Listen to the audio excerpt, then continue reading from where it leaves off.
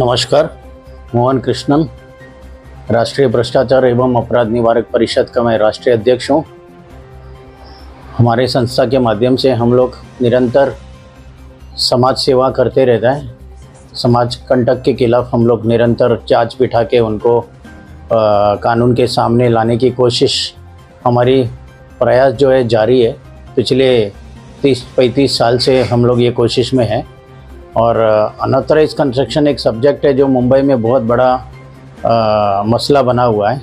Unauthorized construction जैसा बारिश के सीज़न आता है तो अनऑथराइज कंस्ट्रक्शन को डिमोलिशन नहीं करने का एक जीआर है। उसके आड़ में बहुत सारे कॉन्ट्रैक्टर लोग, भू माफिया लोग जो है CRZ के अंदर, ग्रीन बेल्ट के अंदर, नो डेवलपमेंट जोन में, डोंगर में, यहाँ पर सब इलीगल कंस्ट्रक्शन बनाते रहते हैं।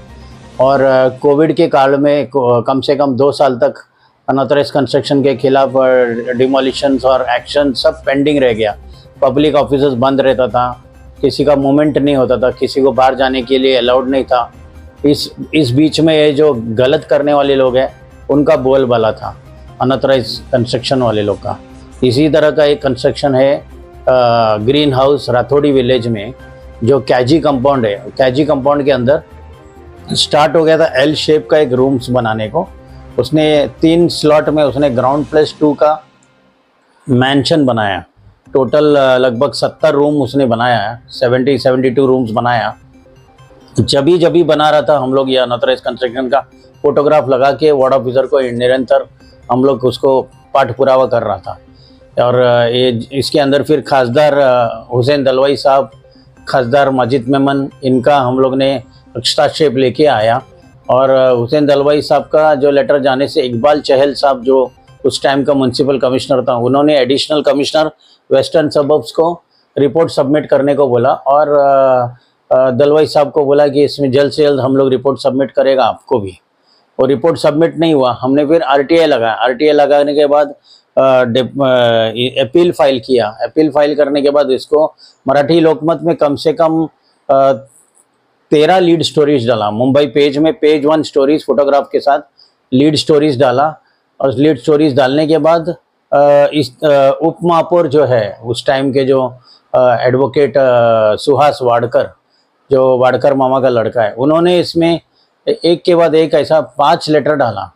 और वार्ड ऑफिसर को एक ही महीने में 5 लेटर डाला कि अनऑथराइज कंस्ट्रक्शन के ऊपर कोई एक्शन नहीं हो रहा है। और वो 5 मेमो लेके BMC पुलिस स्टेशन में मेमो सर्व किया और बोला पुलिस प्रोटेक्शन चाहिए। पुलिस प्रोटेक्शन मिल नहीं रहा था। और इस बीच में इन लोग ने मैनेजमेंट चालू कर दिया। लोग ने ऑफिसर लोग को मैनेज करने लगा, स्लो करने की कोशिश किया प्रोसेस को। और इस बीच में लास्ट में वार्ड ऑफिसर 4/2/2022 को मतलब 4 फरवरी 2022 को स्पीकिंग ऑर्डर पास किया, जिसमें डिमोलिशन करने का ऑर्डर पास हुआ। उसके पहले इन लोगों को 351 नोटिस सर्व किया था। कैजेटन डीसा करके हैं, उधर का लैंडलॉर्ड है, और जो सतीश कोरगांवकर है कॉन्ट्रैक्टर है। इन लोग ने वहाँ पर एक एग्रीमेंट भी बनाया, जो मैं इस वीडियो में जोड़ूंगा। एग्रीमेंट में सब लोग का फोटोग्राफ लगा हुआ है। एक MOU बनाया वार्ड ऑफ, वहाँ पर बोरीवली कोर्ट में जाके एक नोटराइज्ड MOU बनाया। MOU बनाने से क्या होता है, जो कंस्ट्रक्शन करने का वो ग्रीन बेल्ट के अंदर है, नो डेवलपमेंट जोन है, तो कंस्ट्रक्शन के लिए उनको परमिशन लगता है। परमिशन गैर कानूनी था, लोड बेरिंग वाला बनाया बिल्डिंग ग्राउंड +2।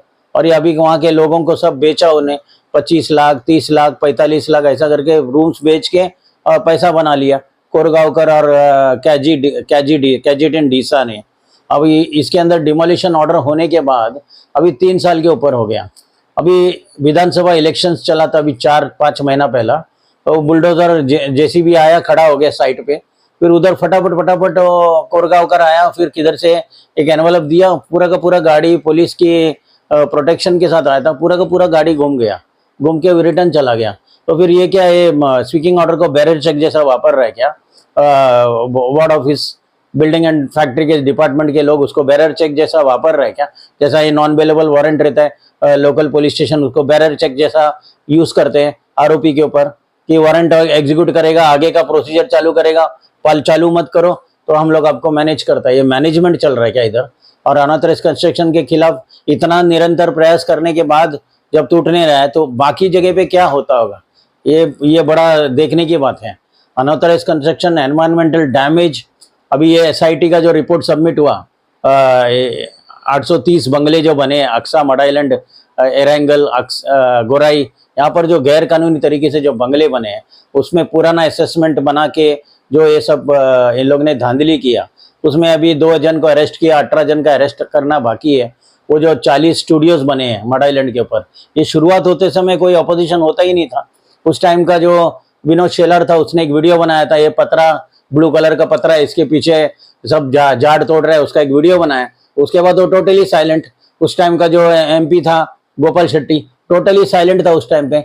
बाद में जब ये किरीट सोमैया उधर से आना पड़ा मुलुंड से, वो आया, ये पूरा मैटर के अंदर हस्तक्षेप करके फिर सब जमावड़ा करके ये लोग ने चिलम चिली कर दिया। TV9 में, स्टार माजा में आने से ये मैटर फिर हाइप होके और डिमोलिशन हो गया। ये लेवल तक क्यों पहुंचना? डैमेज जो होता है उसका क्या?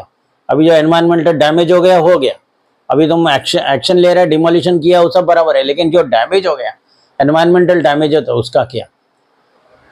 तो इसके बारे में कुछ सोचना है। मैं फडणवीस जी को बोलता हूँ, इस तरीके का मैटर में एक रिपोर्ट मांगो। कितने सारे स्पीकिंग ऑर्डर्स है, कम से कम 100 से ज़्यादा स्पीकिंग ऑर्डर्स पास हुआ है पी नॉर्थ वार्ड में, ईस्ट वेस्ट में, और उसके अंदर सब ईस्ट का डिमोलिशन वेस्ट में दिखाता है, वेस्ट का डिमोलिशन ईस्ट में दिखाता है। स्पीकिंग ऑर्डर सिर्फ एक ब्लैकमेल करने का तरीका बना हुआ है वार्ड ऑफिसर, और पॉलिटिकल प्रेशर की वजह से स्पीकिंग ऑर्डर पास आगे नहीं होते। नमस्कार।